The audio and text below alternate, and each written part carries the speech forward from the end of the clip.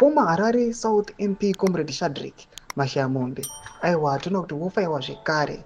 Mukomana akambofaiwa muna 2017 aiwa towards the coup then ndobva vazodzoka meno munokuwadza vakomana vanenge vari attributed aiwa mune malinks in the ruling party ZANU-PF. Now takuona mukomana uyu anenge akukonzeresa mathreats to the resolution number 1. Takuona kuti akufaiwa zvekare. Sanapinda mashoko aiwa netsamba dzakubuditswa panapa kuti wasubscribe like on the bell kuti pina panapa toona pakozwa vanobuda vachiti breaking news ZANU-PF under Mnangagwa fires former Harare South MP Comrade Shadrack Mashamombe again.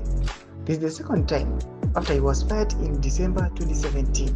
Thomas Kwanobuda nyuko panapa newakomana chiti aiwa this aiwa former MP ufaiwa zvekare vane vachiatacha tsamba dzamuri kuona idzi nyuko chinzi prohibition order issued to you in terms of the party constitution article 36 section 526 following the commission of acts of misconduct in violation of the party's constitutional provisions of the party. Zvonzi mukomana uyu aiwa vari kuviolata constitutional provisions. Panapa aiwa this letter is dated 12 March 2025.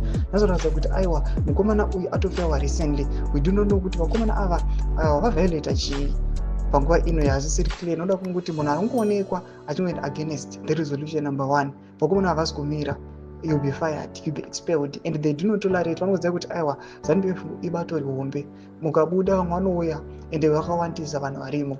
Imbotidza mafunguro enyu kuti kudii pamusoro pechitiko ichi. Venengo message yedu mudze mafunguro enyu. So subscribe or like, turn on the bell icon.